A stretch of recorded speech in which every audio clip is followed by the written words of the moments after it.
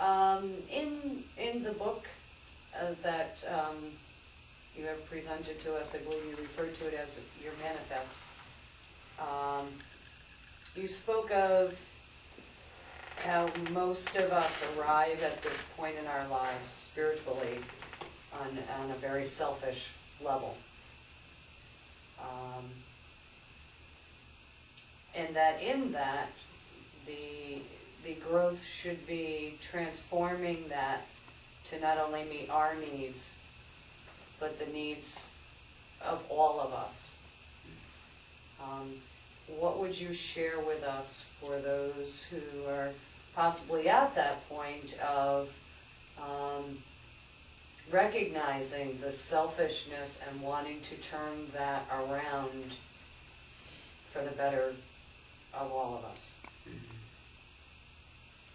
Well, they have to write another book about that, won't we? But you do not have all of that time tonight. And so when you are asking this question, of course, that, that is sort of a theme throughout our book, yes? And so we would just like to clarify if there's a sort of particular sort of part of that you're speaking of, that we spoke earlier about that very often it's our own pain, it's our own thing, that, and rightly so, this is good, we like this, right? It is when something is going on with you, that it is then that you begin to reach farther and reach deeper and try to find your solutions, yes? It is through, because when your brain is always rattling around with all sorts of noise and all of that, or perhaps your knees are aching, that you seek out healing, right? And so, yes, at first it is very sort of self-serving, if you will, in that way, that you're driven, and that's very good, because that's what gets you there, right?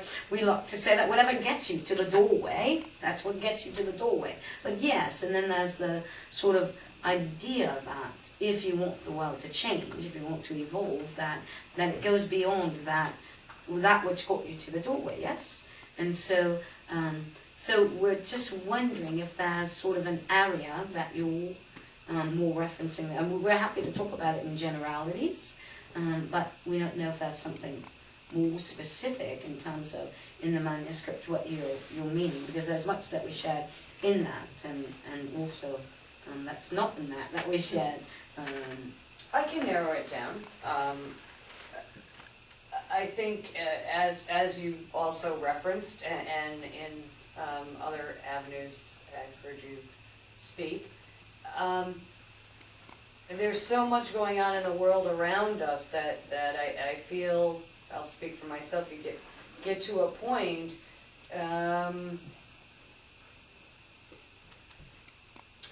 maybe how to say yes to that next step. Is that?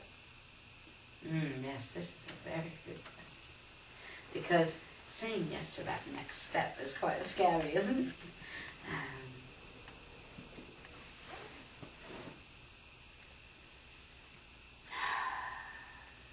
You see, very often in your world, even those of you who start to begin to realize that there's more than what you thought, that even as you begin to get to that doorway, there's things about you that change, and rightly so. But very often people will go so far and then they stop. And the reason for that is because you've become very comfortable where you are, you see. And so when you continue to move forward, if you will, when you continue to sort of begin to change, you get to the doorway to begin to feel better, yes? And then you begin to notice other things in you. Perhaps you begin to notice that sometimes you're a little bit self-seeking. Perhaps you begin to notice that sometimes you allow your anger to get the better of you. Perhaps sometimes you realize that you don't really like people all that much, right? So there are many different things that you might realize, and you also begin to come up against yourself and these sort of we don't wish to call them limitations, because they aren't. They're sort of your lessons that you're here to learn, the things that you're meant to get in touch with about yourself, whether it's from another lifetime or this one, and sort of how you're raised up in it, or things that you carry as a result of it. And so what begins to happen as you reach that door, and there's many, many points along this pathway of your own sort of evolvement, if you will, but there's sort of the sort of proverbial line, if you will, that you sort of come up against it and you think, am I ready to cross? You know, and you may lift your leg and stop to put it over there and then retract it back. Because each time you cross that line, there's another level of something that you'll shed, of yourself, that you used to. Each time you cross that line, you come closer to remembering who you are. You come closer to that which is the one supreme source, and you become closer to all the beings around you. Now, this may be all fun and games in the beginning, right? To learn these new things and to realize that life goes on, and to maybe have some physical things happening around you in your life and all of that. But then when you begin to sort of come up against yourself, when you begin to come up against some of the ideas that you've had about things, some of the ways that you've walked through the world, some of the ways in which you've sought out security in your life, and you begin to realize that those things that you felt would bring you security and make you safe are no longer real, that it doesn't keep you safe. That when you're working directly with spirit, or connecting directly with spirit, and looking to grow spiritually, that there are often times not only parts of you that begin to sort of, be sort of shed, or like the, maybe sometimes even ripped off, yes. That also happens in your life. It also happens in your life. And not only, sometimes there might be those people that you're used to having around you that may begin to resent that, or look at you as though perhaps you're a bit nutty, if you will. It also means you begin to question, perhaps, other ways you've been living your life. What are the ways in which your fear has kept you believing that you need to be in this job right now, even though you're miserable? Even though, where is it that you believe that you're limited only to what you can see right now? You see, so you begin sort of pushing that envelope. And in order to do that, though, it's like sort of stepping out blindly. It's almost like jumping off of the proverbial cliff and believing that there'll be something there underneath you. Very often you'll start to jump and then you'll clamber back up again. Because you think, okay, by now I must be able to see that which is going to catch me. But again, you start using that sort of calculating human brain that says, if I do this, it needs to look like that. And that is not always the case, because, quite frankly, you may not be able to even conceive of what it's going to look like. So you begin to cling on, to hold on to that which you have known. For instance, you may be in a particular job, let us use that as an example, or a particular relationship, yes, where this is what's been expected of you, and so this is what you've done, and this is sort of, but underneath there's this sort of something that starts to raise up in you. And all of a sudden, it's like you're wearing new glasses. And you're noticing that as you're growing, perhaps whether it be in your job or in your relationship, that whether it's friends or intimate relations, that divide begins to get larger. And you begin to notice that more and more often you're walking on a bit of a different road than the other person is. Or that when you go into your working place, that it's becoming heavier and heavier and harder for you to be there, and harder for you to sort of follow these perhaps rules or regulations or red tape that is there. And so you come up against yourself. And very often you need to release in order to sort of keep moving forward in it. And what you don't realize, you see, you only think of it as what you need to let go of. But you don't realize that what you're also doing is when you release something out of your hand is open to receive that which is to come. But it isn't always instantaneous, yes? Because so each time, you see, for instance, this in us being here this evening, yes? There was a point in time at which the vehicle needed to step over that line, you see. She started at a particular line, and then decided she'd cross that, and then decided, you see, and many times, and even now, for her and for all of you, you're not at your last line. You can be if you decide.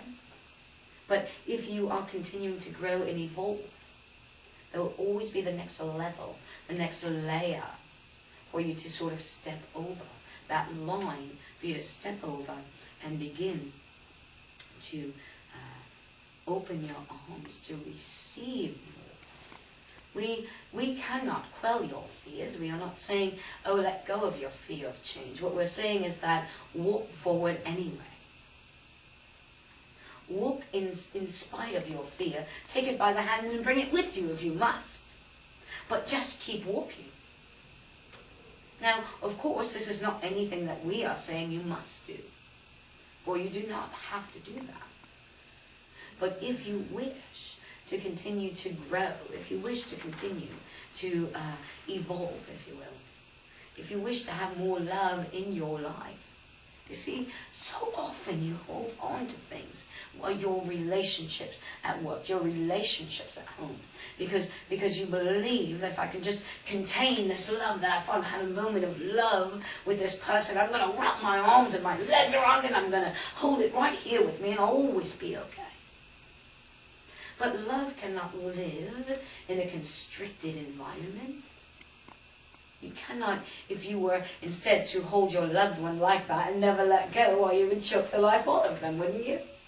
And so it is the same with love itself. That it needs to breathe, and that at times, sometimes love also needs to be able to be free, to express itself differently, you see. That loving, we very often get caught up in sort of humanness, yes, in saying, if I am loving this person, then even though we are at odds because we're living such different lives, and even though in order to keep this person happy, I have to give up these essential parts of myself, how is that loving? How is that loving them? How is that them loving you? You see, love doesn't hold on to conditions. Love doesn't hold on to contracts. There's no contracts with love.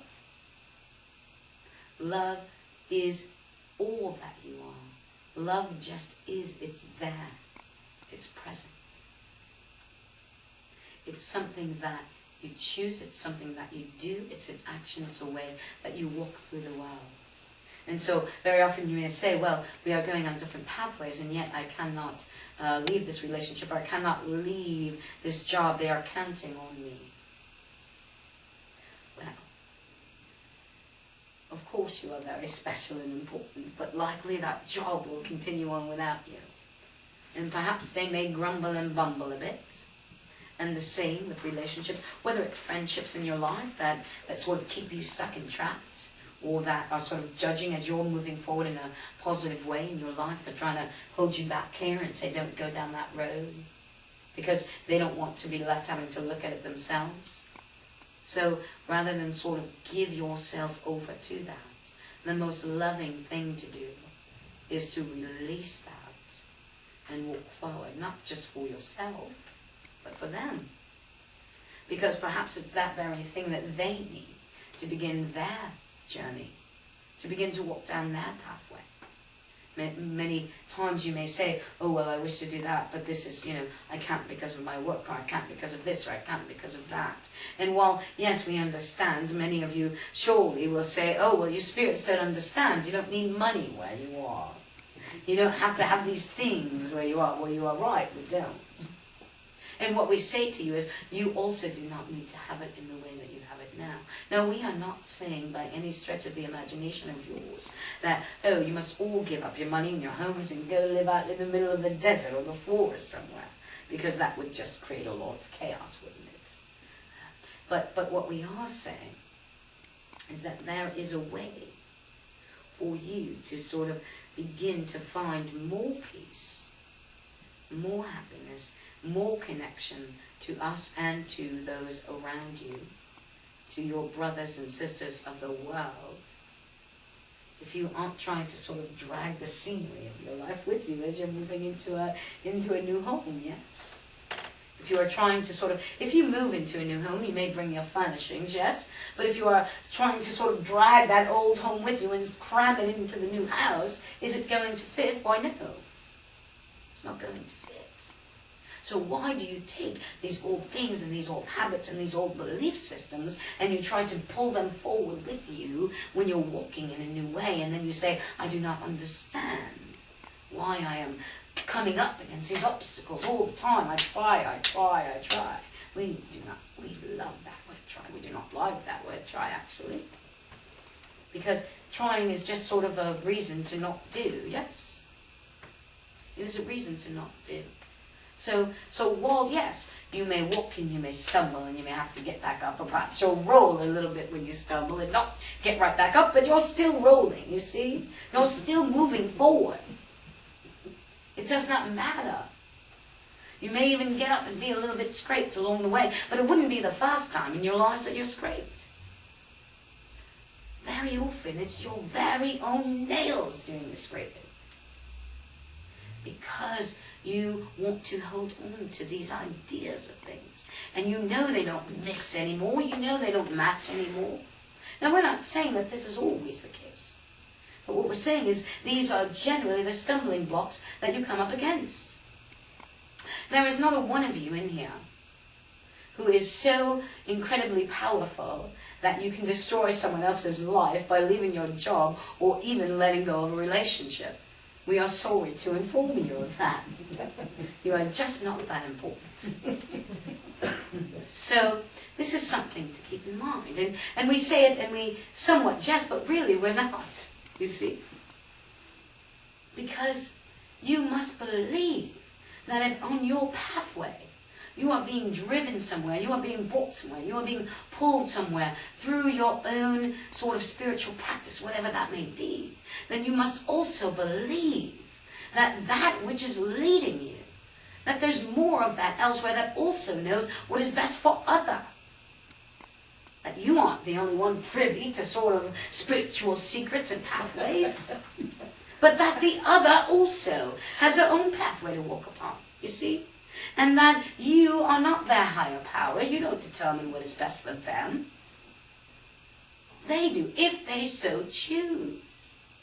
So we say this to you not to say, oh, leave all of your homes, leave all of your spouses, leave all of your friends, unless, of course, you want to. There was one great teacher, yes, who did this. He said, leave all of that behind, come with me, yes?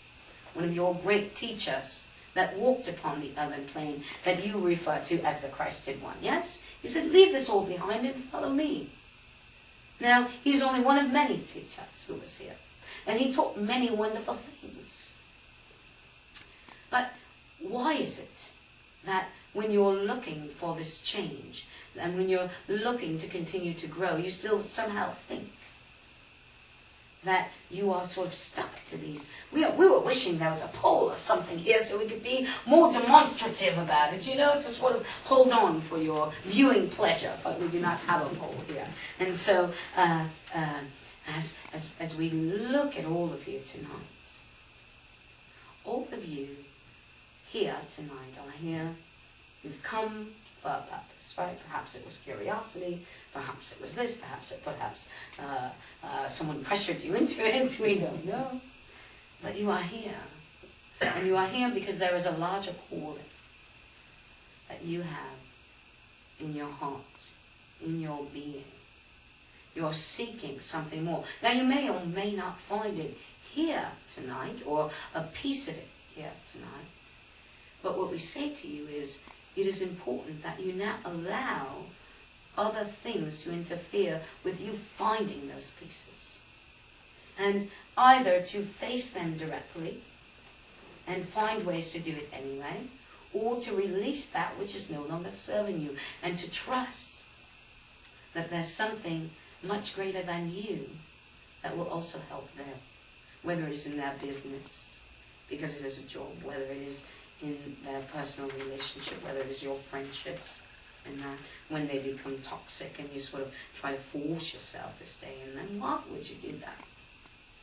If you truly honor the person and you truly honor the relationship, you're dishonoring it by staying in it and getting very crotchety about it, yes? So it is better to leave that in love and respect and honoring for that which it brought to you, and not dragging it through the mud with you, and not stomping on it. Because that is what destroys love. We do not know if we have answered your question. But we do know we have gone around your mulberry bush a little bit. Yes? Very well, thank you so much.